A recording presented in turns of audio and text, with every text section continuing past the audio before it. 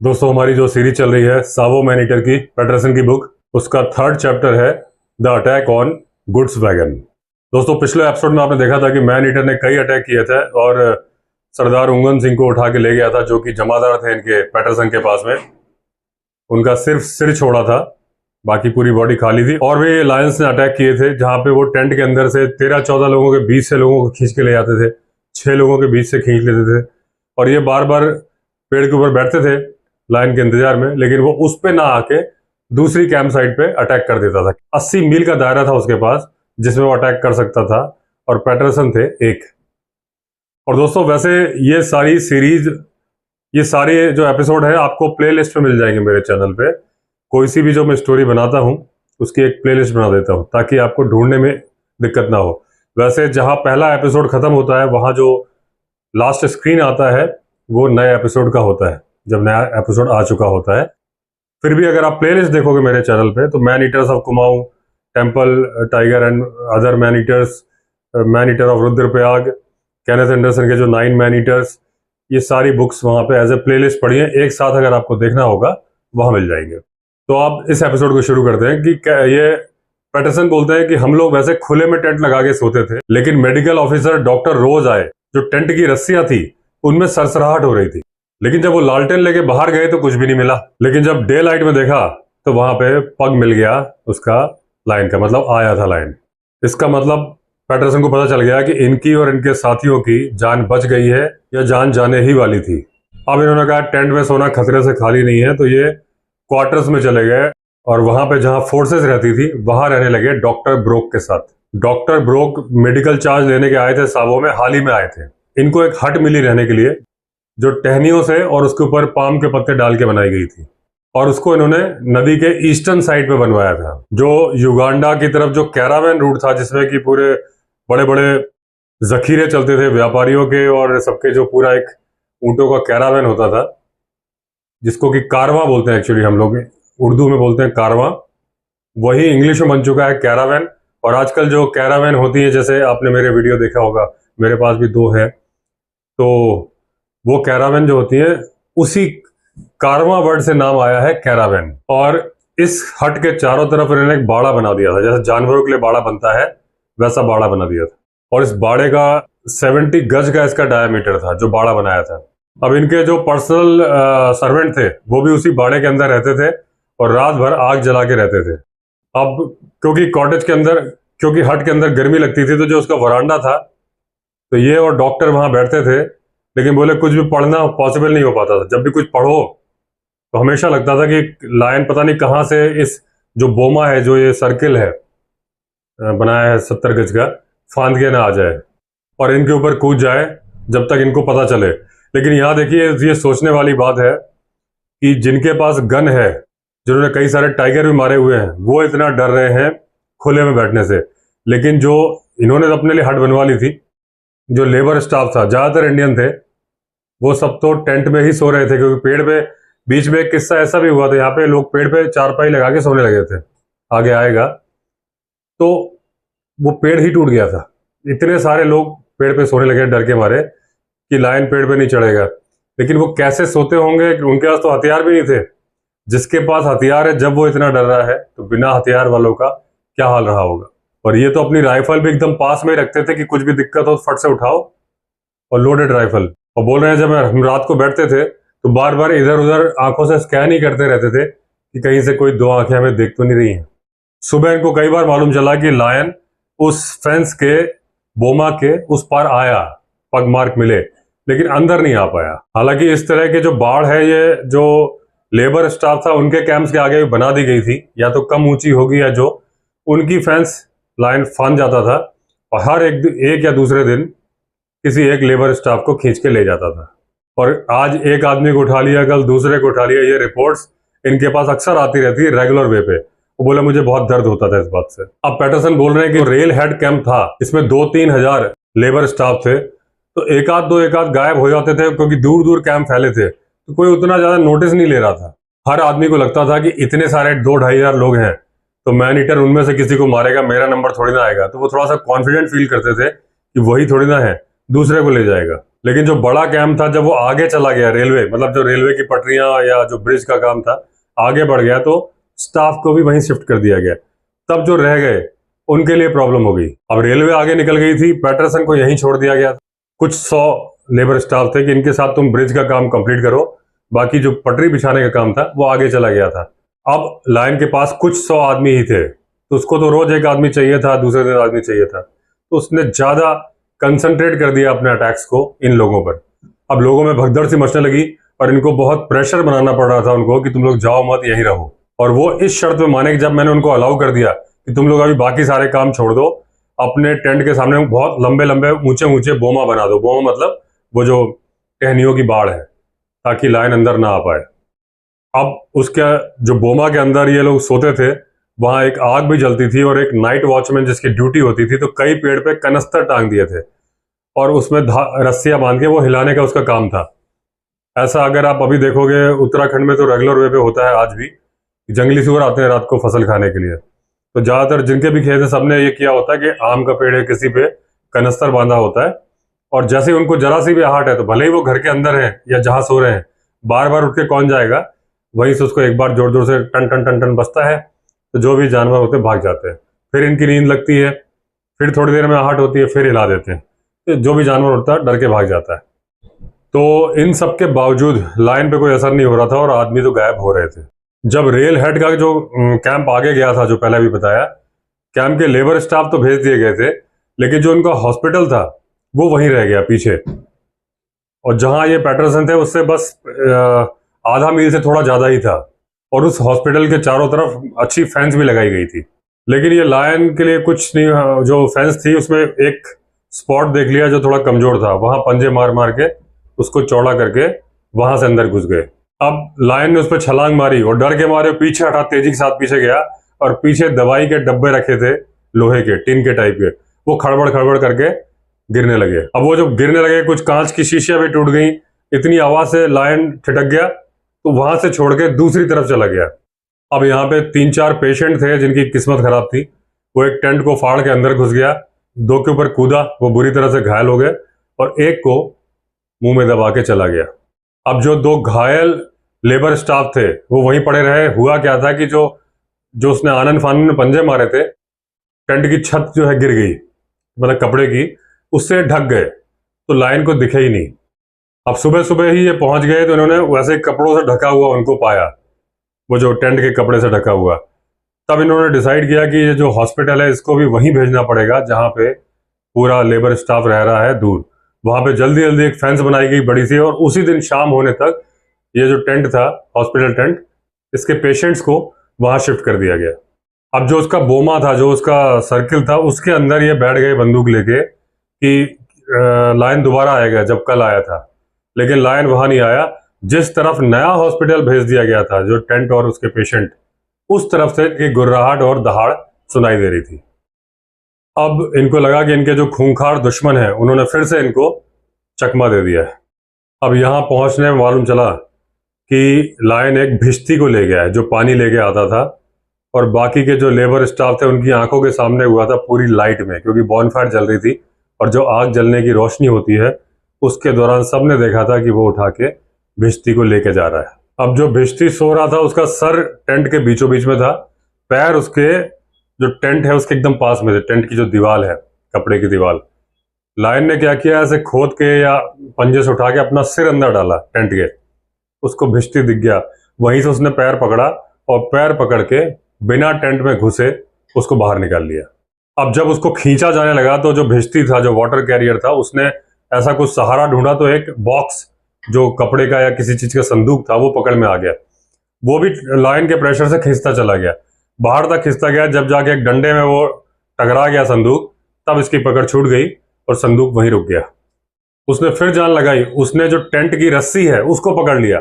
वो लायन फिर भी खींच रहा है, वो टेंट की रस्सी नहीं छोड़ रहा है, रस्सी ही टूट गई। उसने अपनी पकड़ नहीं छोड़ी भिश्ती ने, रस्सी टूट गई।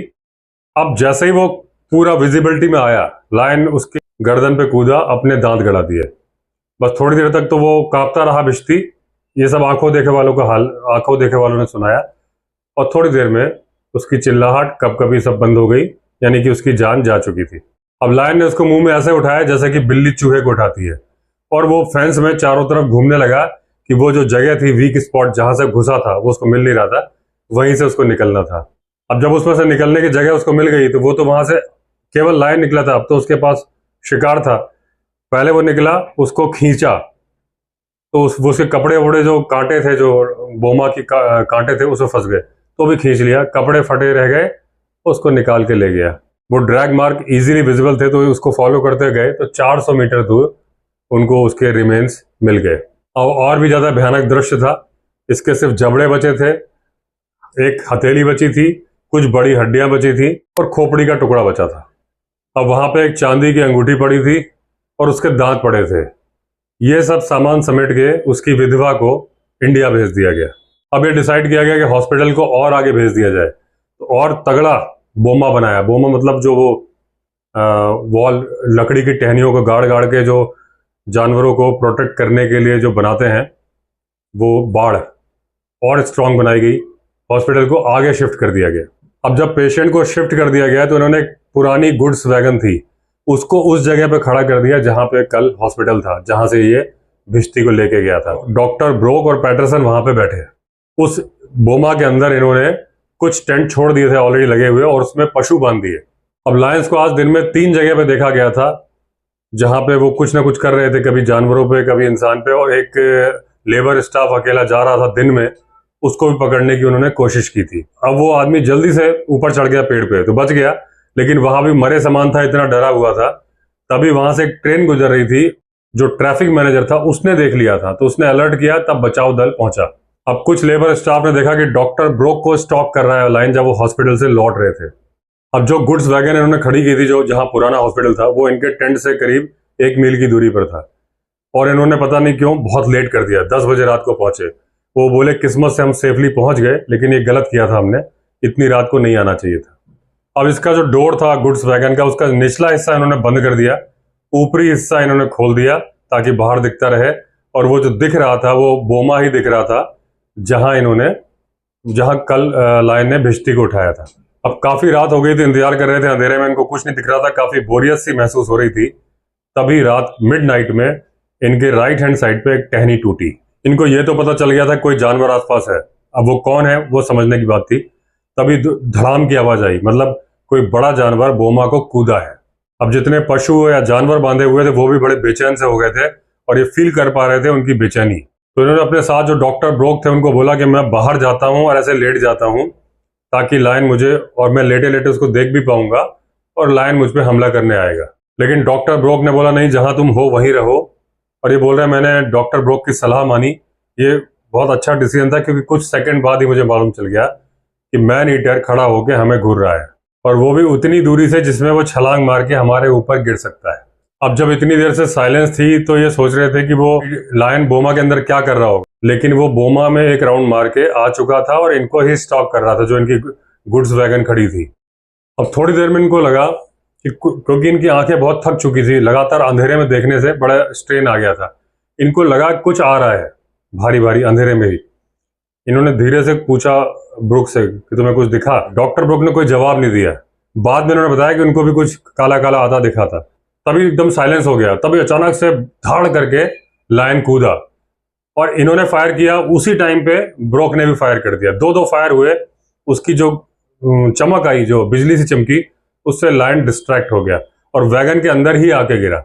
और एकदम क्योंकि आवाज से भी घबरा गया था, और क्योंकि 2 बंदूकें चली थी और जो ऊपर ट्रक की जो लोहे की छत थी उसमें और गूंज गई थी, तो वो डर के निकल गया। अब ये बोल रहे हैं पैटरसन, अगर ये उतने अलर्ट नहीं होते तो दोनों में से एक को जरूर लेके जाता। अगले दिन सुबह इन्होंने चेक किया तो जो ब्रोक की बुलेट थी उसके पग मार के बिल्कुल बगल में 1 इंच दूर गई थी। मतलब जरा सा होता तो कम से कम उसका पैर घायल होता। इनकी जो पैटरसन की गोली थी वो मिस हो गई थी, हवा में ही कहीं चली गई थी। तो इस तरह से इनका फर्स्ट एनकाउंटर हुआ गुड्स वैगन पर जब लायन ने अटैक किया। अब 4th चैप्टर भी इसी में कवर कर ले रहा हूं दोस्तों, क्योंकि सब लोग बोल रहे हैं कि बहुत छोटी छोटी कहानी बन पा रही है। इसमें कहानियां है ही छोटी। 4th चैप्टर भी इसी में कवर कर ले रहा हूं, द बिल्डिंग ऑफ द सावो ब्रिज। अब ये पैटरसन बोल रहे हैं कि इतनी सारी मुश्किलों के बाद भी रेलवे का काम चल रहा था जैसे तैसे, और जो पैटरसन ने सबसे बड़ी उपलब्धि हासिल की थी वो था कि जहां ब्रिज बन रहा था वहां की एक चट्टान को चौड़ा कर दिया था, और अब रेलवे उस चट्टान को क्रॉस करके रिवर तक आ सकती थी जहां वो ब्रिज बन रहा था। अब क्योंकि काम जल्दी जल्दी हो रहा था तो इन्होंने क्या किया था कि इतनी रॉक को काट दिया था कि इंजन निकल जाए। इतना चौड़ा नहीं किया था कि जो पीछे के वैगन है उसमें अगर कोई सामान बाहर है तो वो निकल जाए। हुआ यह कि एक वैगन का दरवाजा खुला छूट गया, वो पूरा उस चट्टान में टकराया और टूट गया। तब इन्होंने जल्दी जल्दी स्टाफ को लगाया कि भाई इसको और चौड़ा करो, इतना हो जाए कि इसमें से वैगन भी निकल जाए। अब जब ये काम चल रहा था, दूसरी एक गैंग थी जिसमें और लेबर स्टाफ थे। वो जो पिलर था, जो सावो ब्रिज का जो पिलर था, उसके पास में बैठे थे। अब क्योंकि इस काम में काफी टाइम लग रहा था तो इन्होंने एक डाइवर्जन ट्रैक भी बना दिया था, जिसमें कि नाले में से होकर पटरियां जाती थी, पहले नीचे उतरती थी फिर ऊपर चढ़ती थी। फिर उसमें गर्डर लगा दिए थे। तो रिवर के पास पाम के पेड़ के नीचे बैठना इनको अच्छा लग रहा था। तो जब ये लंच करते थे तो इनका कैंपिंग लंच आता था वहां पे, तो ये पेड़ के नीचे ठंडी ठंडी हवा में बैठ के लंच करते थे। कभी भी कोई ना कोई दोस्त उनके पास होता था, और जब दोस्त कोई साथ होता था इनको बहुत अच्छा लगता था। और कभी कभी अपने स्टाफ को लेके तो नदी के किनारे किनारे काफी दूर तक चले जाते थे। अब उस दिन बहुत गर्म था और ये बहुत बुरी तरह से थके हुए थे, ये और इनके साथ जो लोग थे। तो इनके साथ वालों ने सजेस्ट किया क्यों ना लकड़ी की एक नाव बना ले, बांस वांस बना के, और चलने की जगह हम उसमें तैरते हुए, मतलब राफ्ट पे बैठ के जाएं, फ्लोट करते हुए। अब इनके पास कुल्हाड़ियां थी, लेबर स्टाफ भी था, तो इन्होंने कहा चलो बनाओ। फटाफट लकड़ियां काटी गई और जो बेलें थी जो वहां पे इतने सारे मिलते थे पौधे, उनसे राफ्ट बन के तैयार हो गई। अब उसे बैठ के चले तो पहले तो इंजीनियर सबसे पहले बैठ गया, जिसने बोला था। सारे बैठ गए, राफ्ट चलने लगी, बीच में जाके पलट गई। सारे नीचे आ गए, इन्होंने हेल्प करी लोगों के निकलने में और बोला जल्दी से किनारे पहुंच जाओ क्योंकि नदी में क्रोकोडाइल भी है। जब सारे निकल गए तो वो सब हंसे, ये भी हंसने लगे। तो बोल रहा है कि ये लाइट मूवमेंट था या थोड़ा एडवेंचरस था, इसके अलावा बाकी सारे काम बहुत ही थकाने वाले थे। मैं पूरे टाइम बिजी रहता था और मेरे पास 100 दूसरे काम थे जिनको बता नहीं सकता। शाम के टाइम ये देते थे कि जो इनके लेबर स्टाफ है, जमादार है और उनके बीच में कुछ डिस्प्यूट है, उसको सुनते थे और सॉल्व करते थे। अब ये जो लोकल लैंग्वेज थी स्वाहिली, वो लैंग्वेज भी सीख रहे थे। हालांकि वहां पे जो स्टाफ था ज्यादातर इंडियन स्टाफ ही था। अब जो ब्रिज का निर्माण कार्य था काफी तेजी से चल रहा था। इन बिटवीन इनको और भी सारी कैलकुलेशंस निकालनी होती थी कि नदी का पानी का लेवल क्या है, कहाँ पे पानी का लेवल कम है, इस तरह की जो ड्यूटीज होती हैं वो भी इनके ऊपर थी। अब इन्होंने अबटमेंट्स और पियर की जो पोजीशन होती है, जो ब्रिज में होते हैं ऐसे रख के, और जो जिसपे ब्रिज सेट किया जाता है, उनकी पोजीशंस वगैरह चेक करी। अब दो सेंटर के जो पियर थे वो परेशान कर रहे थे, और जब तक ये सूखे तब तक में पानी आ जाता था, फिर इनको सुखाना पड़ता था जो सीमेंट था। इनको लगा कि इसकी जो फाउंडेशन है और ज्यादा गहराई पे रखनी पड़ेगी, लेकिन इनकी किस्मत थी कि इनको एक नीचे बहुत बढ़िया पत्थर मिल गया। अब क्योंकि ये ब्रिज पत्थर से बन रहा था और वो जो सूटेबल पत्थर था वो आसपास के इलाके में नहीं था। अब इनको यकीन नहीं हो रहा था कि ये पत्थर यहाँ नहीं मिल रहा है, क्योंकि पूरे जिले में भरा पड़ा था पत्थर, लेकिन एक्चुअली वो पत्थर काटना बहुत मुश्किल था, और इनको काटने के बाद जो कॉस्टिंग आ रही थी उसके बाद ये ब्रिज बहुत महंगा हो जाता। तो ये काफी तरीके सोच रहे थे क्या किया जाए। फिर उन्होंने डिसाइड किया आयरन के गार्डर्स यूज किए जाए, वो सूटेबल रहेगा। अब एक दिन की बात है, ये और ब्रोक पॉट हंटिंग पे थे, मतलब ये थोड़ा शिकार कर रहे थे। कुछ जंगली मुर्गे, इस तरह के जो पक्षी हैं ये, तो इनको झाड़ियों में से कुछ आवाज आई। अब इन्होंने झाड़ियों का चक्कर लगाया, ब्रोक ने भी लगाया, और उसका प्रॉपर शॉट लेने के लिए थोड़ा सा उसका डायरेक्शन चेंज करवाना जरूरी था। अब वहीं पे एक पहाड़ी नाला था, उसके नीचे बैठ के इन्होंने पोजीशन ली, अपने घुटने एकदम जमीन पे झुकाए। जब तक ये बंदूक लोड कर रहे थे, बर्ड उड़ के इनके ऊपर से निकल गई। तब तक में ब्रोक को एक शॉट मिल गया, मौका मिल गया। जहां इन्होंने घुटने टिकाए थे वहां इनको लगा बहुत ज्यादा हार्ड है, जरूरत से ज्यादा हार्ड है, और जब देखा तो वो पत्थर था। अब इनको वही पत्थर मिल गया था जिसको ये लगातार ढूंढ रहे थे। तो ये बड़े खुश हो रहे थे कि तुक्के में इनके हाथ में वो खजाना लग गया था, जिसके लिए कि बड़े परेशान थे कि कहाँ से लाऊंगा, कितना खर्चा होगा। अब इन्होंने तरीका निकाला कि जहां पत्थर मिला है वहां तक एक ट्राम लाइन डाल दी जाए, टेम्परेरी ब्रिज बना दिया जाए साबो रिवर पे, और उसके बाद जिस जगह पे डिमांड है वहां पे एक लाइन डाली जाए और इस पत्थर को डायरेक्ट ट्राम से वहां भेजा जाए। अब इन्होंने आदमी लगा दिया कि वहां पे सफाई करो, पूरे रोड बनाने की जगह पत्थर उत्थर काटो, ताकि वहां पे ट्रॉली लाइन बिछाई जा सके। अब जब ये पूरा लेबर स्टाफ यही काम कर रहा था, तभी अचानक से एक एंटीलोप छोटा, जिसको पा बोलते थे, वो कूद के आया और लेबर स्टाफ के बीच में ही गिर गया। अब वो घबरा गया था, चारों तरफ से लोग थे, तो वो एक लेबर स्टाफ था, उसका नाम था शेर शाह, उसकी तरफ भागा और उसने जल्दी से एक जो बास्केट कैरी करते थे वो बास्केट गिरा दी और उसको पकड़ लिया। वो लोग, उन लोगों ने खाने के हिसाब से बनाया था कि इसको मार के खाएंगे, लेकिन तभी पैटरसन वहां पहुंच गए, उन लोगों से ले लिया, उसको अपने कैंप में ले आए और उसको अपना पालतू बना लिया। अब ये काफी कूदने फांदने लगा था और इनकी डाइनिंग टेबल को कूद जाता था और इनके हाथ से लेके खाना खाता था। अब जब रोड बन गई तो फिर इन्होंने 2 टेम्परेरी ब्रिजेज बनाने का काम शुरू कर दिया, जिसमें से एक से ट्राम आएगी और जिससे उस साइड तक जाएगी जहां पे काम चल रहा है। अब इन्होंने ताड़ के पेड़ों से वो जो टेम्परेरी ब्रिज बनाया, लेकिन ये था कि अगर बाढ़ आती तो ये बह जाता। लेकिन किस्मत थी कि बाढ़ नहीं आई और उसके पहले ही परमानेंट वाला काम कंप्लीट हो गया। समय रहता ही काम पूरा हो गया और उस पर ट्रॉली आ रही थी, जा रही थी पत्थर और रेत के साथ। अब पत्थर तो मिला था, रेत भी इनको बाद में पता चला कि नदी के बेड पे बहुत अच्छी रेत भी है। अब एक दिन ये फोटोग्राफ ले रहे थे काम के, तभी कुछ ऐसी घटना हुई। एक पत्थर को ट्रांसपोर्ट किया जा रहा था ट्रॉली पे और हीरा सिंह जो इनके हेड मैसन थे उसके ऊपर खड़े हुए थे, क्योंकि वो बड़े ही ध्यान से ले जाना पड़ता था। और इनके जो ओवरसियर थे पुरुषोत्तम हुजरी, उन्होंने जो ब्रिज की दोनों तरफ रस्सियां थी वहां पे खड़े थे, कभी उसको थोड़ा खींचना पड़ता था, कभी डाउन करना पड़ता। लेकिन इनको नहीं पता था कि स्ट्रीम के नीचे जो टेम्परेरी ब्रिज का जो फाउंडेशन था, एक पिलर की बह गई थी। अब जैसे ही वो लोड उस जगह पहुंचा, वो झुक गई पटरियां। ये उसी वक्त किस्मत से फोटो खींच रहे थे। अब हीरा सिंह ने छलांग मारी ताकि वो जो गिरते हुए पत्थर के नीचे ना जाए। उधर जो पुरुषोत्तम वगैरह रस्सी खींच रहे थे वो भी तेजी से भागे। बोल रहे हैं बड़ा ही कॉमेडी वाला दृश्य था। तो इन्होंने फोटो खींच ली और उस पत्थर के गिरने से कोई भी घायल नहीं हुआ और बाद में पत्थर को भी निकाल लिया गया। अब उसके बाद में एक दिन इनके जो लेबर स्टाफ था उनके साथ बहुत ही बुरी घटना हुई। अब एक दिन ये ट्रॉली में बैठ के जा रहे थे और पीछे से 2 पठान उसको धक्का दे रहे थे। वो रेत लेने जा रही थी। अब जब ट्रॉली के पीछे आदमी दौड़ते थे तो वो जब ब्रिज पे आते थे तो वो पैर से नहीं दौड़ के पटरी के ऊपर खड़े हो जाते थे। ट्रॉली अपने आप चलती रहती थी और अगर ब्रेक मारना होता तो टाइट कर देते थे, तो वो सपोर्ट में स्लाइड कर रहे होते थे ट्रॉली के साथ में। अब इस प्रोसेस में पोल थोड़ा सा नीचे हो गया और ये बिना ब्रेक के नीचे बहुत तेजी से जाने लगे। पुल के नीचे एक तरफ को इतना एक काफी कर्व था, तो इनको लगा जैसे ही ट्रॉली वहां पहुंचेगी उछल के नीचे जा गिरेगी। लेकिन उन्होंने सोचा कि कूदना खतरनाक है, इसी में बैठे रहो, जो होगा सो होगा। थोड़ी देर में इन्होंने पाया कि हवा में उड़ रहे हैं और जो खतरनाक बीम थी उनके बगल से इनका सिर इतनी दूरी से निकला जितना कि बाल के बराबर की दूरी होती है। लेकिन किस्मत से ये रेत पे गिरे, चोट नहीं आई। बगल से निकल के ट्रॉली गई और साथ वाले आदमी अलग गए, लेकिन किसी को भी गंभीर चोट नहीं आई। यहां मैं आपको एक बात बता दूं कि जब ये शिकारी लोग अपनी कहानियां लिखते हैं, एक नहीं, ये पैटरसन, कॉर्बेट, एंडरसन, या इसके बाद जो मैं इंडियन शिकारी की घटना लाने वाला हूं इस बुक के खत्म होने के बाद में, या ये बुक खत्म होने के बाद में, क्या जब इसमें ये सावो का चैप्टर खत्म हो जाएगा, इस बुक में जो सावो लाइन है उसके अलावा उनकी गुफा वगैरह के जो चैप्टर है मैं वही कवर करूंगा। इसके अलावा जो उन्होंने अपने काम के बारे में, ब्रिज बनाने के बारे में स्टोरीज लिखी हैं वो मैं कवर नहीं करूंगा, क्योंकि वो हमारा फील्ड नहीं है। हमारा फील्ड वाइल्ड लाइफ का है। जैसे ही ये बुक कंप्लीट होती है मैं शुरू करूंगा मचान पर 49 दिन। मिस्टर श्रीनिधि सिद्धांत अलंकार की बुक है, बड़ी अच्छी बुक है, मैंने पढ़ी है। जैसे ये बुक्स इंग्लिश में है, मैं ऑन द स्पॉट इसको ट्रांसलेट करता हूँ। वो बुक क्लिष्ट हिंदी में है, शायद सबको समझ में ना आए, क्योंकि मेरे जो वीडियो है वो भगवान की कृपा से पूरे विश्व में जो मेरे पास डेटा है उसके अकॉर्डिंग हर कंट्रीज में, यूएसए में बहुत सारे लोग देख रहे हैं, इंडिया के बाद सबसे ज्यादा जो लोग देख रहे हैं पाकिस्तान में देख रहे हैं, Bangladesh, Australia, south Korea, USA, Canada, even Israel, Egypt, ऐसे ऐसे कंट्रीज में भले ही कम व्यू आ रहे हैं वहां से, लेकिन व्यू आ रहे हैं। तो हिंदी चैनल है, दैट मीन्स वही लोग देख रहे हैं जो हिंदी समझते हैं। जरूरी नहीं कि वो क्लिष्ट हिंदी समझते हो।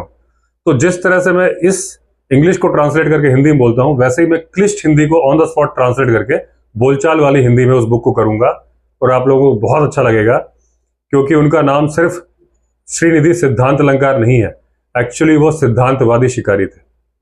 अभी तक हमने देखा कि कई बार ये लोग दिख जाते थे कि कभी मार दिया, इसको मार दिया, मन किया तो, लेकिन वो इंडियन थे, 1937 के आसपास थे, अंग्रेजों का शासनकाल था, उनको फॉलो करने पड़ते थे रूल, क्योंकि एक बार अंग्रेजों के लिए छूट थी, इंडियंस के लिए छूट नहीं थी। तो वो बंदूक से भी नहीं, तीर कमान से शिकार करते थे।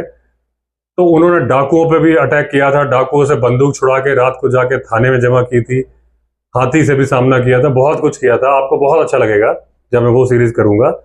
और सबसे बड़ी बात, वो राजाजी नेशनल पार्क, हालांकि उस टाइम पे वो राजाजी नेशनल पार्क नहीं था, 1937 में चिल्ला फॉरेस्ट था, तो नेशनल पार्क तो 83 के आसपास बना, लेकिन वो जंगल वही है, हरिद्वार के बाद चिल्ला वाला जंगल। तो सब अपनी जानी पहचानी जगह है जहां हमारा घूमना ही होता है। वो कहानी करूंगा, आपको बहुत अच्छा लगेगा। ये कहानी अगर दो दो स्टोरी करी तो ज्यादा लंबी नहीं चलेगी सावो मैन ईटर वाली। अभी दोस्तों मैंने ये सारी भूमिका आपको क्यों बताई कि ये जो मैं बुक कंप्लीट कर रहा हूं तो मैं पूरी बुक नहीं करूंगा।